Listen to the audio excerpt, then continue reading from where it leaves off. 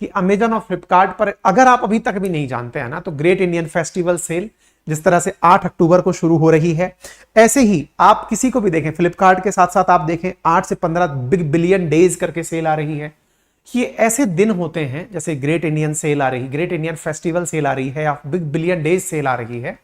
इस समय पर ऐसा महसूस कराया जाता है विभिन्न प्रकार के प्रचारों के माध्यम से, जिसमें टीवी स्टार से लेकर क्रिकेट स्टार से लेकर के, मतलब विज्ञापनों से लेकर के आपके मोबाइल पर आने वाले नोटिफिकेशंस के माध्यम से ऐसा बताया जाता है कि अगर आप इस बार चूक गए तो संभवतया आपका जो हिसाब होगा कभी भविष्य में, उस समय दिखाया जाएगा तुम वो दिन चूक गए थे, इसलिए तुम्हें इतना सारा घाटा हुआ है।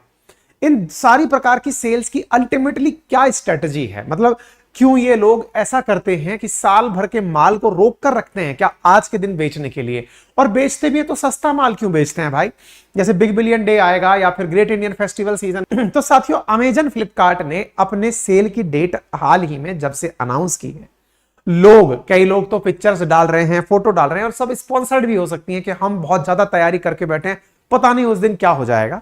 लेकिन आपको आज ये जो जानकारी मैं देने जा रहा हूं, संभवतया यह जान करके आपको बड़ा एकदम सरप्राइज हो सकता है। किस बात का सरप्राइज? क्या आपको पता है कि जो फ्लिपकार्ट है उसके द्वारा 2014 से लेकर 2022 के बीच में कितने बिलियन रुपीस का नुकसान बुक किया गया है?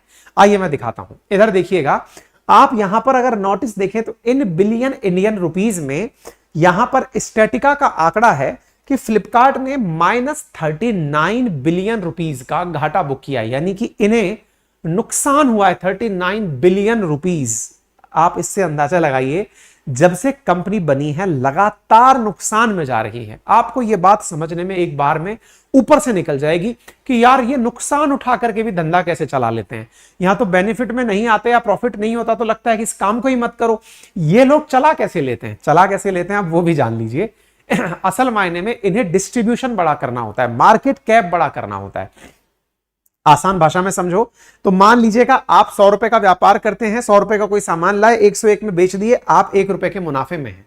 लेकिन आप 100 करोड़ रुपए का सामान लाए और 100 करोड़ 1 रुपए का सामान बेच दिए, तो भी होने को तो आप 1 रुपए के मुनाफे में हैं, लेकिन जो आपने मार्केट कैप पकड़ लिया उससे ना जाने आपने कितने लोगों की जिंदगी में अपनी जगह बना ली।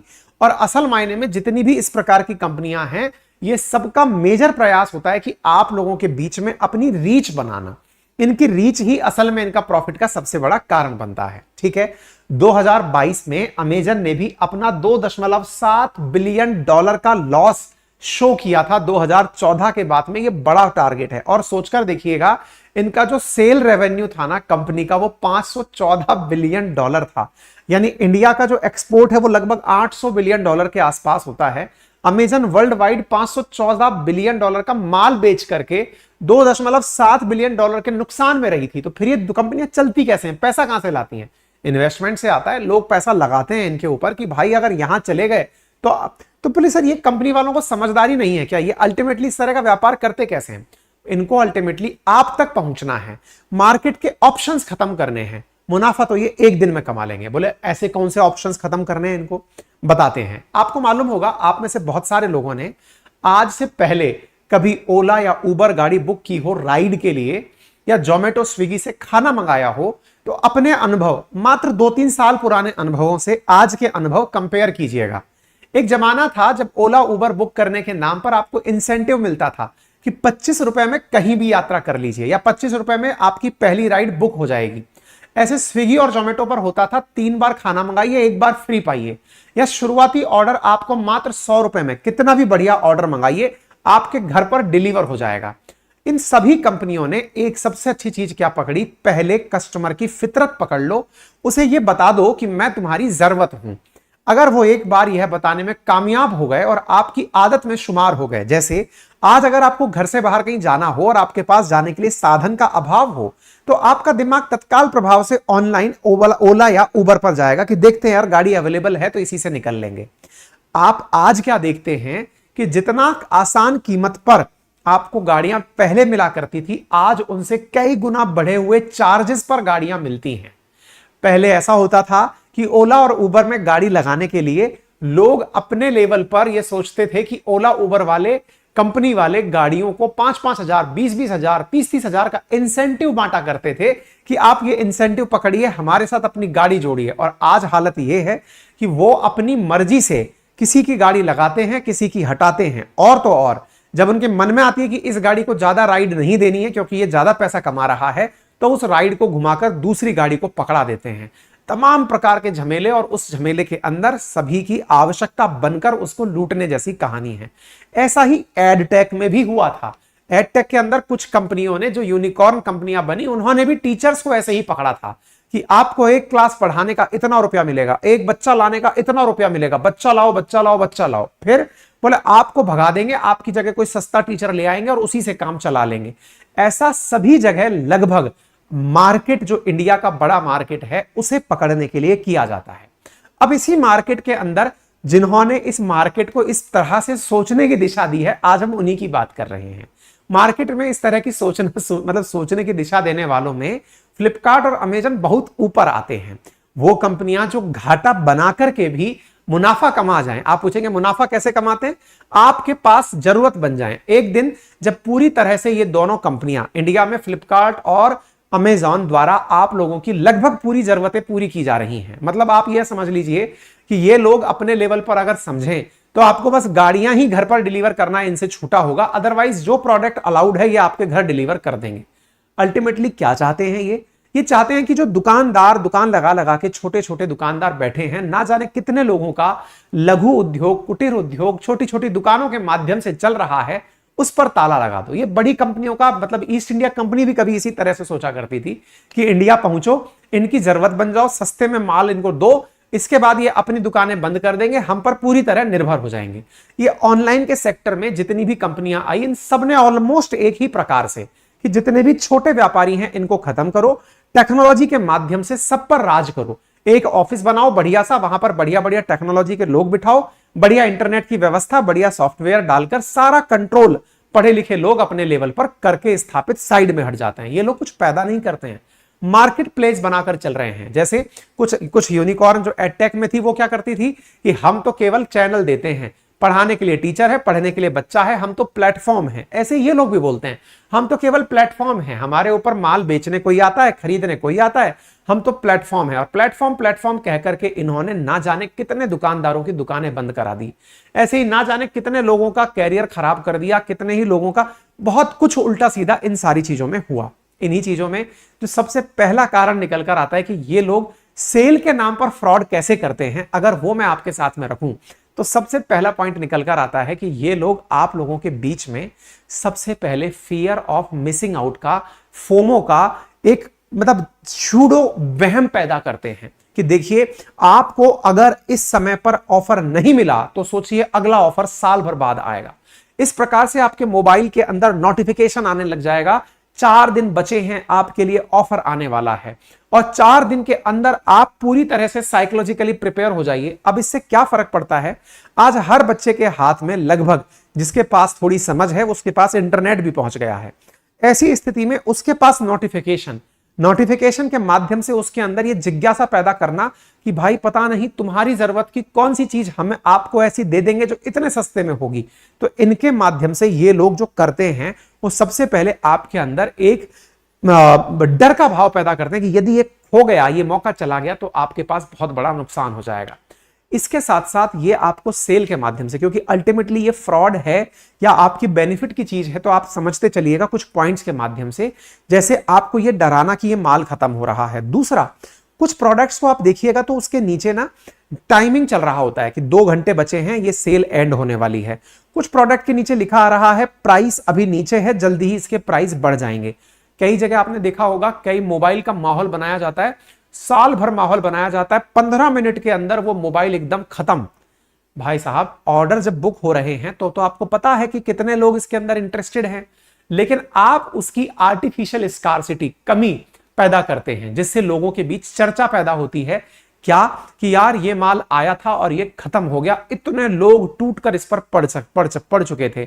इस वजह से जो आर्टिफिशियल स्कार्सिटी उत्पन्न होती है, इसका भी ये लोग बहुत जबरदस्त तरीके से फायदा उठाते हैं लोगों में माहौल बनाने के लिए। तीसरा, ये क्या करते हैं, आप लोगों को थोड़ा डिफरेंट फील कराने के लिए कि देखो अगर आप हमारे प्राइम मेंबर बन जाएं, जैसे अमेजन करता है 299 रुपए में प्राइम मेंबरशिप बांटता है, जिसके तहत क्या होता है कि आप अगर हमारे प्राइम मेंबर हैं तो आपको डिलीवरी चार्ज नहीं लगेगा।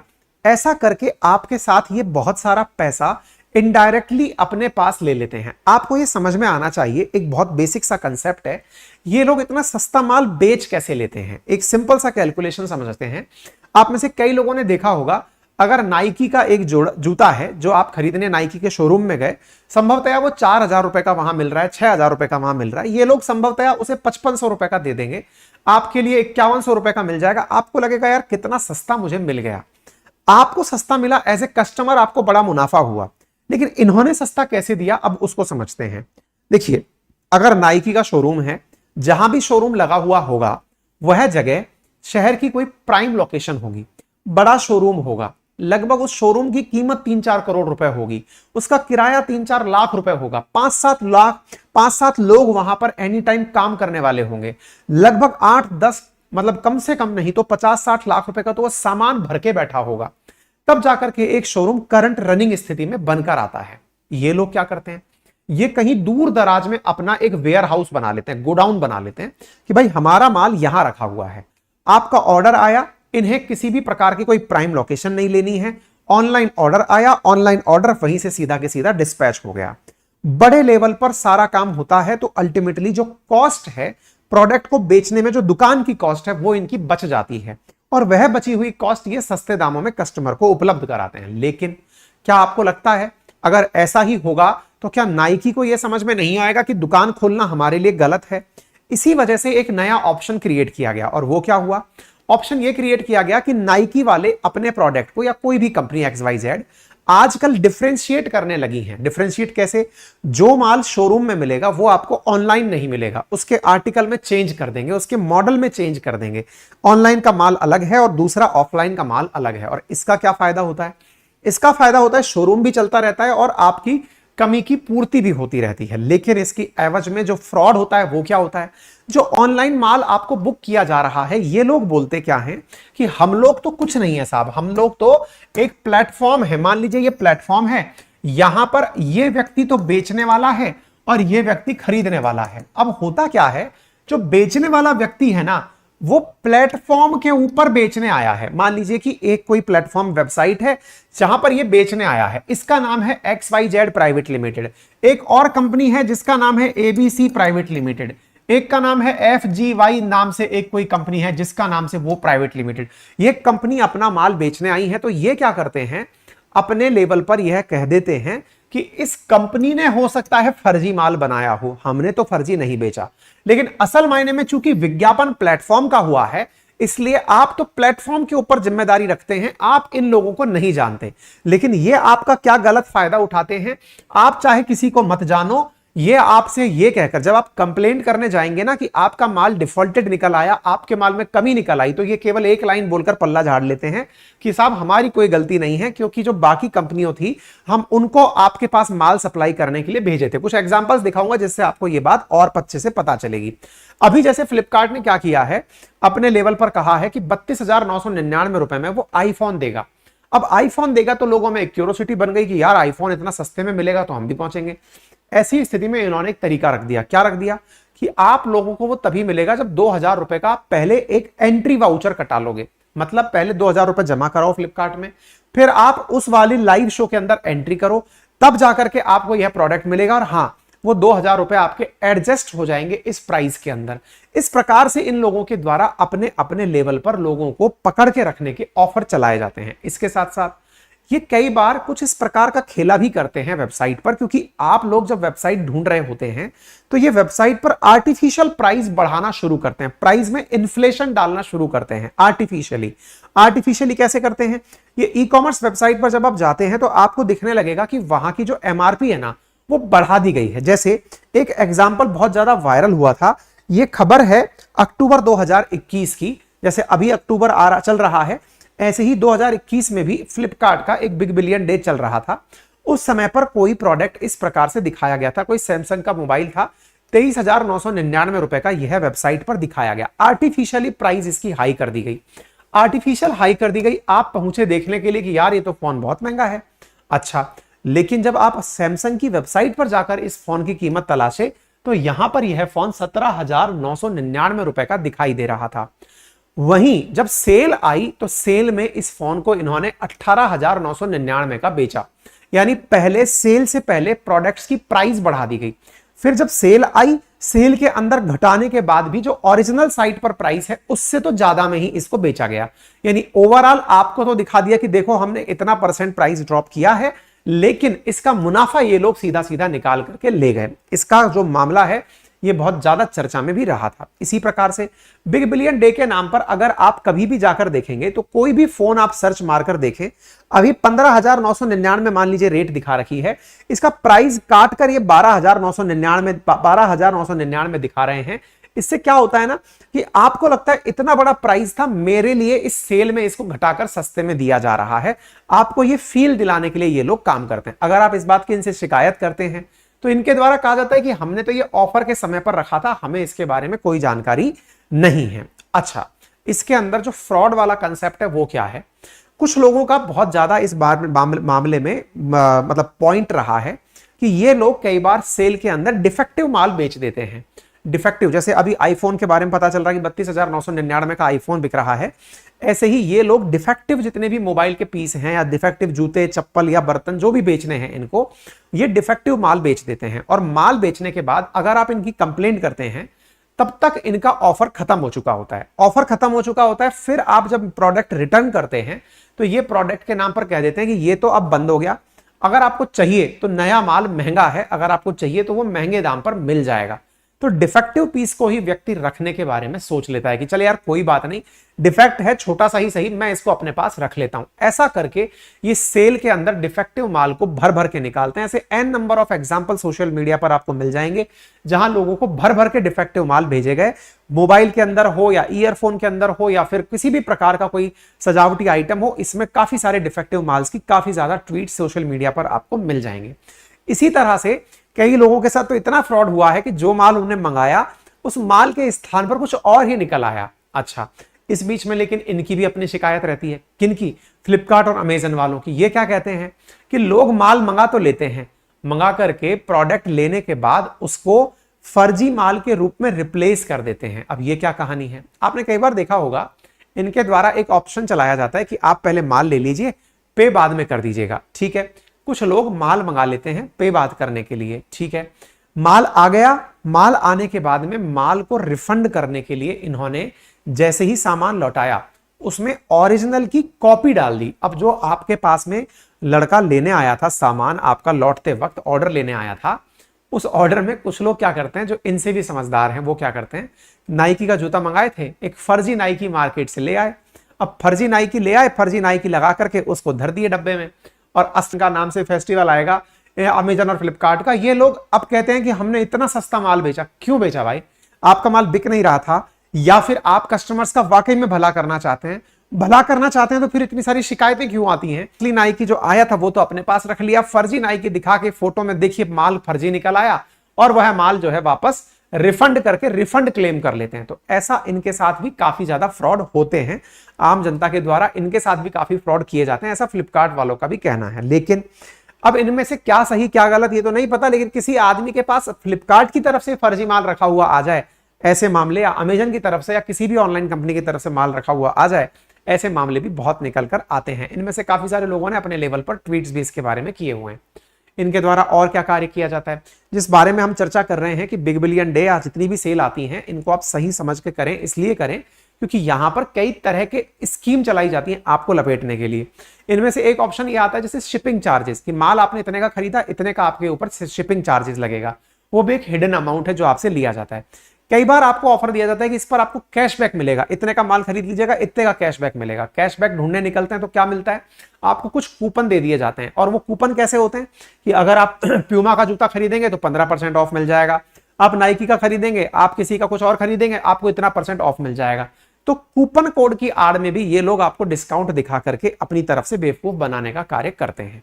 इन तमाम चिंताओं के बीच में फिर आपके दिमाग में पॉइंट बनने लगेगा कि ऐसा अगर सब होता है तो क्या इन्हें ये बात समझ में आती है, तो कस्टमर को क्यों समझ में नहीं आती है? क्योंकि कस्टमर के एक साथ बहुत बड़ी दिक्कत होती है, मॉल के अंदर जितनी भी चीजें सजावटी रखी जाती हैं, आप कभी देखिएगा किसी मॉल में जब आप जाएंगे तो जो आपका बिल काउंटर होगा, जहां पे आप बिल करा रहे होंगे, वहां पर बहुत सारी छोटी छोटी चीजें रखी होंगी जिनकी जरूरत आपको घर में कभी ना कभी होती ही होगी। नेल कटर रखा होगा, पेन रखा होगा, रेजर रखा होगा, चॉकलेट्स रखी होंगी। आपको वो इस तरह से, जैसे बिस्किट्स रखे होंगे, नमकीन रखी होगी, आप जब मॉल गए हैं तो वो सामने वाली टेबल पर इसीलिए रखे हुए हैं ताकि आप उन्हें देखकर टेम्पटेशन करें। आप भले ही लेने आए थे 1 किलो दाल, लेकिन जब भी आप मॉल से निकलते हैं आप 1 किलो दाल के अलावा कुछ अतिरिक्त जरूर लेके निकलते हैं। ऐसे ही ये ऑनलाइन सेल वाले करते हैं। ये ऑनलाइन आपको बुलाते तो जूते बेचने के लिए हैं कि आओ जूते खरीद लो, किताब खरीद लो, ये खरीद लो, लेकिन जब आप पहुंचते हैं तो आपको इतने सारे आइटम और दिखाई पड़ जाते हैं कि यार हाँ यार ये तो बहुत सही है। जैसे कोई बच्चे की दाढ़ी आ रखी है, यार ट्रिमर बहुत सही दिखा रहा है, यार 300 रुपए में ट्रिमर मिल जाएगा, चल ऑर्डर कर ही देते हैं। फिर थोड़ा और स्क्रॉल किया, यार इसमें तो यार ये जरूरत की चीज तो है यार, फ्रेम अच्छा दिख रहा है यार, ले लेते हैं। ये टी शर्ट यार 200 रुपए में दिखा रहा है, ले लेते हैं। ये इस प्रकार से करके यूजलेस प्रोडक्ट्स की भी सेल इसी प्रकार की चीजों में निकाल देते हैं। अब आपके दिमाग में आएगा ये सब ऐसा करते हैं तो क्या जनता बेवकूफ है क्या? देखिए, जनता को लगता है कि हमारा फायदा होना चाहिए, बाकी किसी का भी बुरा हो। बुरा किसका हो रहा है? असल में जो रिटेलर्स बैठे हुए हैं ना हमारे, जो अपने अपने घरों को चला रहे हैं, संभाल करके दुकान चला करके अपने घरों को चला रहे हैं, उन्हें बड़ा नुकसान उठाना पड़ता है। आपको मालूम होगा बहुत सारे रिटेलर्स इन ऑनलाइन सिस्टम्स की वजह से काफी ज्यादा घाटे में जा चुके हैं। लगभग रिटेलर्स को बिलियंस ऑफ डॉलर का नुकसान हो चुका है 2018 से 2020 के बीच में, ऐसी कई रिपोर्ट्स कहती हैं। लेकिन भारत में ऑनलाइन जो सेल का मार्केट है ये बढ़कर 2030 में 325 बिलियन डॉलर का हो जाएगा, ये डेलॉइट का मानना है। खैर, अब बात आती है कि साहब हम इससे खुद कैसे बचें? मतलब अगर ये सेल फ्रॉड भी है या सच्चाई भी है तो इससे बचना कैसे है? फ्रॉड तो इस तरह से है कि ये दिखाते कुछ है, करते कुछ है। दिखाते हैं सही माल, बेचते हैं फ्रॉड माल। दिखाते हैं सस्ता माल, लेकिन वास्तविकता में वो महंगा होता है। दिखाते हैं कुछ और, निकलता है कुछ और। इनसे बचने का तरीका क्या है? देखिए, सबसे पहले तो आप जब भी कोई प्रोडक्ट खरीदें, आजकल हर कंपनी अपनी वेबसाइट बना चुकी है। लगभग हर कंपनी की अपनी वेबसाइट है। जो भी फ्लिपकार्ट पर सामान बेच रही है वो अपनी कंपनी पर भी सामान बेचती है। ऐसी स्थिति में आप उस वस्तु की कीमत को ओरिजिनल वेबसाइट पर जाकर पहले क्रॉस चेक कर लीजिए कि वहां पर ये कितने की दिखाई पड़ रही है, नंबर 1। नंबर दूसरा, आप जब भी मान लीजिए कहीं कोई वस्तु ऐसी मिल गई आपको जो आपको बहुत ज्यादा टेम्पटेशन हो रहा है कि तो मुझे लेनी ही है, आप रिटेल शॉप पर जाकर मालूम कर लीजिए कि क्या वाकई में इस तरह का कोई प्रोडक्ट एग्जिस्ट भी करता है, या फिर इस तरह के प्रोडक्ट के अंदर वाकई में ये फीचर है भी। क्या पता रिटेल वाला आपको और सस्ते दामों पर वो चीज दे रहा हो सकता है रिटेल के लिए अलग ऑफर निकला हुआ हो, है ना। इस तरह से आप इनके फ्रॉड से बच सकते हैं। और तीसरी सबसे इंपॉर्टेंट चीज जो कि ऑनलाइन के लिए भी वैलिड है, ऑनलाइन यूट्यूब के लिए भी वैलिड है, सबके लिए वैलिड है, कि आप पहले अपनी जरूरत लिख लें कि मुझे केवल यही वस्तुएं खरीदनी है। आप उन्हें लिख करके ही अपना मतलब जैसे मान लीजिए आपको पता चल गया कि मुझे 4 चीजें खरीदनी है, केवल वही सर्च करके प्रोडक्ट खरीद के बाहर आ जाइए। जबरदस्ती अननेसेसरी चीजों को ना खरीदें, क्योंकि अल्टीमेटली जो आप अपनी पॉकेट से खर्च करना चाहते थे वो ओवरऑल आपके नुकसान के रूप में ही निकल कर आती है।